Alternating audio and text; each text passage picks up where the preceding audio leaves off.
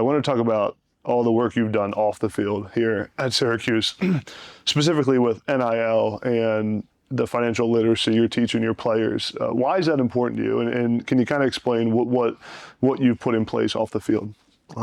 Just the community is important to us. They're a part of us. They cheer for us. They keep everything going. And I want to make sure they know that they're not forgotten, right?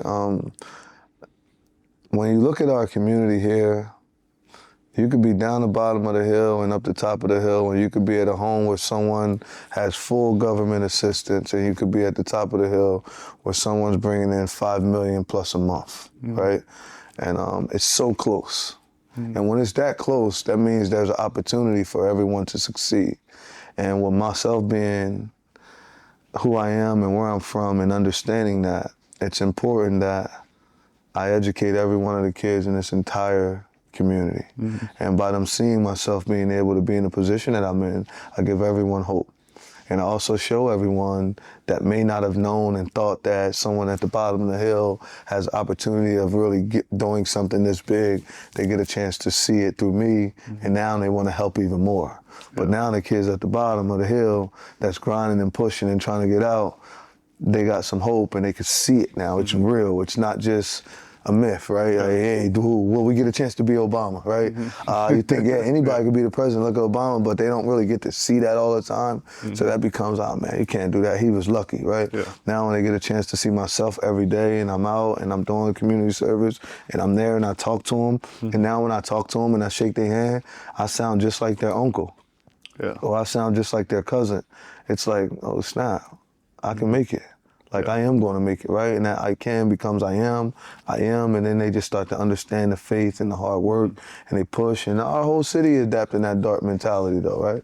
Like everybody on it, the whole city on it, so we all pushing it. Everyone knows that it's our job to get this youth mentality up so that way we can change our community to make it one of the best communities in the world.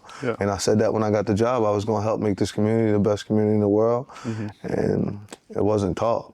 You know what I'm saying? So like I'm an action guy, and I feel like my actions are showing that. Like today we about to go out, we have to have a barbecue for our city, right? So they coming over to the park right across the street, and we have to just be out there barbecuing for them, make sure they there. We playing basketball with them and stuff like that, kickball, and just like we with our people. Like they are people, they cheering for us at the games. Like we won now, right? It's not like a mixture no more. I'm bringing this thing all together, and that's important to me. Financial literacy, man, I got an education when I went to college because I wanted to play football.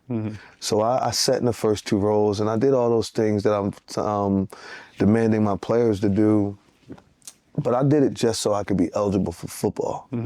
I didn't know that I was going to have a real life after football.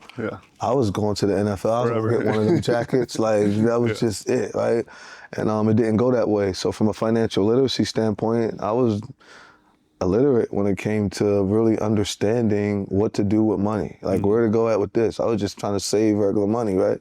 When I had my first job, I put zero down when they talked about my business because I needed all that money, right? Not knowing, hey, they coming to get these taxes at the end of the year too, right? So I didn't understand a lot of things. It was just so much that I didn't know and I'm uneducated on, and I want to make sure that they don't be in the same position I'm in, because I had a son, a wife, and we were still figuring it out. I had no idea, so I want to make sure that my players already know that they're equipped with all the information needed to be successful, because I don't know when they'll be a father.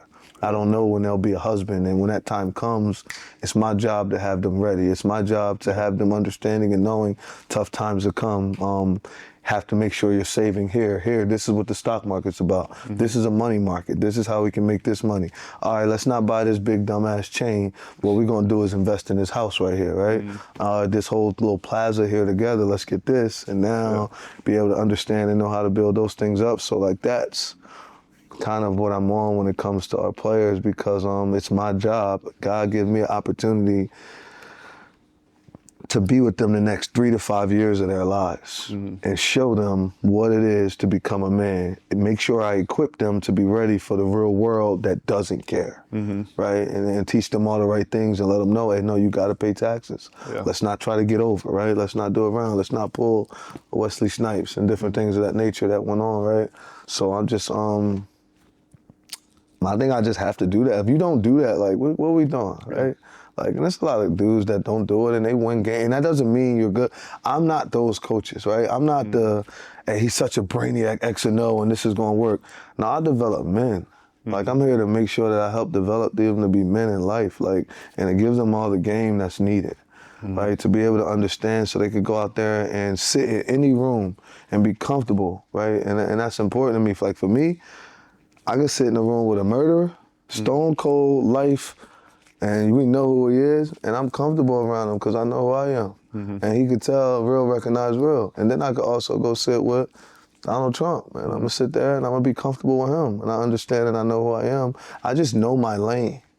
And my lane is to help people. Like, I wanna be the help. I gotta make sure I help these young men go get right, and I gotta do it. And I'm doing all this with a pure heart, right? There's no hidden agenda. Like, yo, I want money. Yeah, I want bread. Everybody want money, right? Like, yo, all that, hey, he'll coach for free. That ain't me. You ain't doing it for free. That, hey, yo, I do this for free. I love it so much. Nah, I'm good, dog.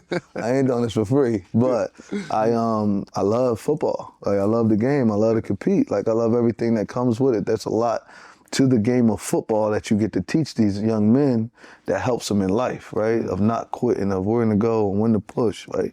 Like, discomfort becomes pleasure. When you really wire it like that and you off a little bit, that little bit of discomfort and running, that little bit of fourth quarter challenging when we down and everybody, man, we not about to lose to them. Yeah. Like, where we at? Like, let's work, right? So, like, I like to make the complicated extremely simple and to make it seem like nice and sweet, and then